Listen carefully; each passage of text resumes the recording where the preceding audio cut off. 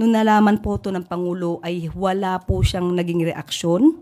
And at the same time, wala po tayong nadinig sa Pangulo kahit ano pa ang naging di umanong anomalya ng DepEd sa pamumuno ni VP Sara. Kilala po natin ang Pangulo. Hindi siya agad-agad nagre-react sa mga ganito. Ang tanong lamang po, nung panahon ba ng kanyang ama, nagsabi rin po ba siya na maaari po kayo magalit? Lalong-lalo na po, nung ang kanyang ama ay nabansagan at nabigyan po at kinilala bilang most corrupt noong 2017. Noong 2016, runner-up lang si Pangulo bilang most corrupt. Siya ay kinilala ng Organized Crime and Corruption Reporting Project. Pero noong 2017 ay nag-level up si dating Pangulong Duterte at siya na po yung naging awardee at kinilala ng People of the Year being the most corrupt. Wala po tayong masasabi kung kanyang ine-express ang kanyang damdamin. Pero bakit naman ngayon lang? Mas marami naman din pong nangyari nung panahon ng kanyang ama. So parang ang pag-encourage po ba niya na magalit ang tao, meron po ba itong link doon sa sinasabing destabilization? Hindi na to salita ng palasyo at ng Pangulo. Ako na to. Okay, if given a chance to do that again, I will. Why? Because I did that for justice. Maybe yung nakikita niyong video, that's 2015. Oh. Can you see my face there? Look younger. That's 2015. Okay, why nila pinapalabas to? And splice. Dahil ayaw nila ako siguro na manatiling tagapagsalita rito ng palasyo. Una, ang kwento niyan, merong dalawang magsing irog na hindi na nagkaayos. Yung bata na iwan sa bahay ng babae, flight stewardess yung babae, iniwan sa driver.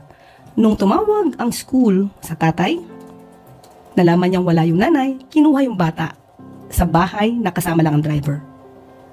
First child niya yon. Now, nung dumating yung nanay, nagalit dahil hindi sila okay nung tatay. Now, kausap ko yung babae, kausap ko yung babae, ang sabi makikipagkita sa kliyente kong lalaki dahil pina-psychologist nag-undergo ng psychological evaluation, child psychological evaluation yung bata. Makikita sila, ipopromote ko na po, sa SM San Lazaro.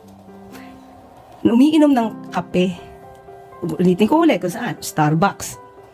Magkikita sila, nung lalaki, pumayag ako para magkaayos. Okay, after that, bigla na lang, I just came from a hearing, the Ramjan case in Parañaque. So, ayoko na sana pumunta sa police station. But my husband said, let's go. So, pumunta ako, wala pa sila, nagpa-medical yata. So, I told to the relatives, ito pa, cool lang cool. But when I was there with the relatives, sabi ko, doon sa police, lahat naka-civilian, wala naka-uniform habang nag-aresto. Sabi ko, saan po yung warrant of arrest? Ano pong complaint? Hindi ako pinapansin. I introduced myself as a lawyer hanggang sa umabot kami sa women's desk.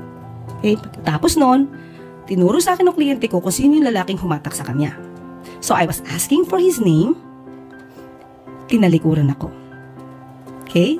So ngayon, sabi ko dun sa isang babaeng sa isang babaeng pulis, okay, ano ang complaint? I deserve to know that. I was the counsel. Walang complaint, walang warrant of arrest. And my client was not doing any crime.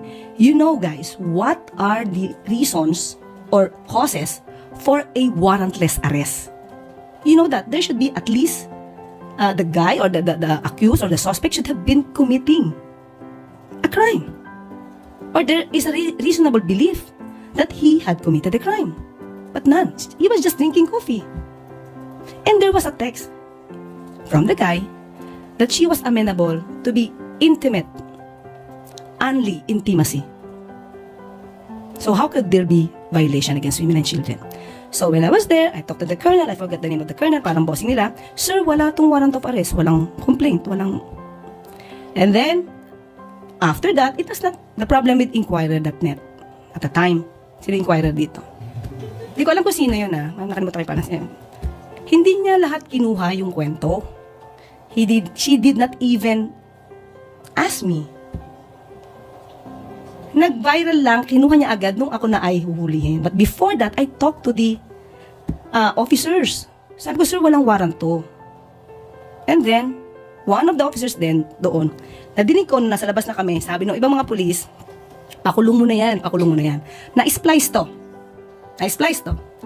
Ang sabi ko, ipagtanggol ang kliyente ko, ipakulong mo ako, anong kasalanan ko?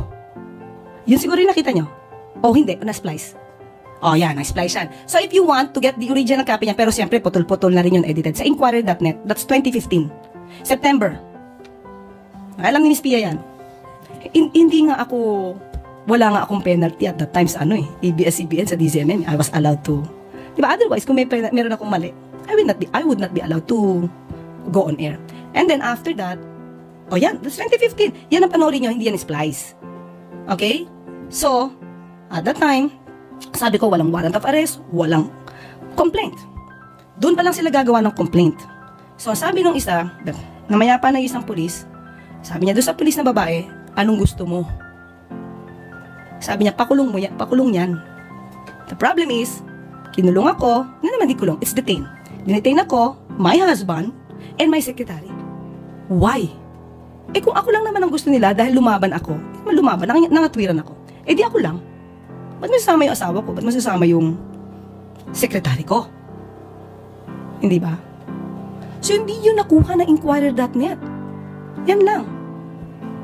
I was not even interviewed. What happened? Diba? And the title. The title. So, umpisa pa lang yan, yung comment pa lang yan, marami nang nag-bash doon sa gumawa ng title. Okay, again, hindi yun iskandalo. That's a fact. So, if you will be my client and you will experience the same, I will do it again and again and again for justice. Katulad na sinabi ko, hindi tayo pwedeng maniwala sa mga pang-iintriga lamang na walang ebidensya. At ito naman, siguro naman ay natatandaan ninyo, nung panahon ni dating Pangulong Duterte, inamin niya, fiscal pa lang siya, expert na siya sa pag-intriga at pagplanta ng ebidensya. Ayon kay Palace Press Officer Yusek Claire Castro, walang ebidensya para patunayan ang aligasyong ito at hindi dapat paniwalaan ang mga intriga. Sinabi rin ng bagong talagang PCO officials na seryoso nilang sasagutin ang mga isyong ibinabato laban sa administrasyon. The way we see it, it would be an awkward position on the part of the President to voluntarily call for special session, considering that there is this ongoing intrigues, that the President is behind the impeachment proceedings. So it is better for the Senate to request the President, considering that even the President made this pronouncement that if the Senate will ask him to call for a special session, he will do so.